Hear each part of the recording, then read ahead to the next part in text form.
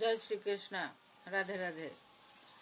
রাজকুমার দেবব্রত যখন 3 সত্য করলেন সত্যবতীর পিতার সামনে, তখন সত্যবতীকে তার সাথে নিয়ে যাবার অনুমতিটি দিলেন।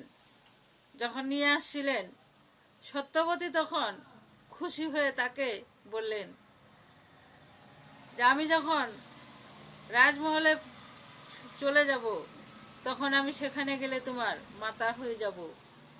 আমি তোমাকে একটি কাজ করতে চাই। তখন দেবব্রত বললেন, কি মাতা?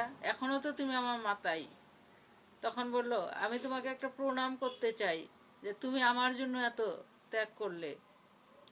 তখন উনি বললেন যে না, এখনো তুমি আমার মাতাই আছো, তুমি আমাকে প্রণাম করতে পারবে না। সেই বলে তাকে রাজমহলে নিয়ে গেলেন। রাজমহলে নিয়ে যাবার পরে তার পিতা তাকে দেখে চমকে গেলেন।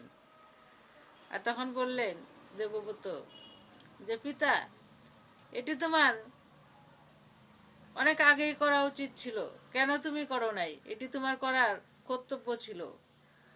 তাই তুমি যে কাজটি করনি সেই কাজটি আমি করলাম।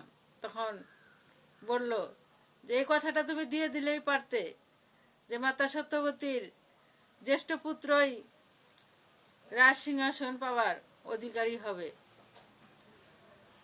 তখন তার পিতা বললেন, আমি এটা কি করে করতে পারতাম?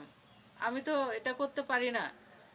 বর্তমানে তুমি রাজপুত্র, রাজকুমার, তোমারই তো রাজ সিংহাসন পাওয়া উচিত। সেই কথাটি আমি অন্য কাউকে কি করে দিতে পারি?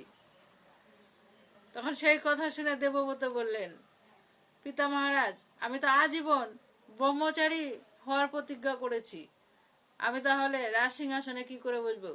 সেই শুনে তার পিতা চমকে উঠলেন। জয় শ্রীকৃষ্ণ। রাধে রাধে।